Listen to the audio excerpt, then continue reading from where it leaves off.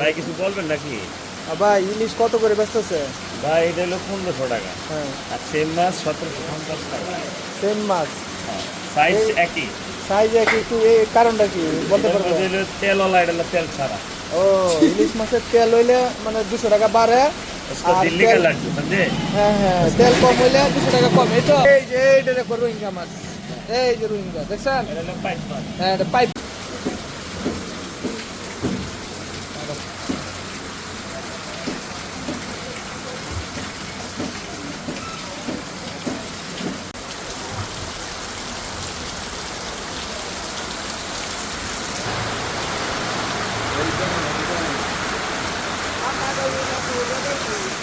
এই খালা, তুমি এই বৃষ্টি ভিতরে বাজারে কি করো?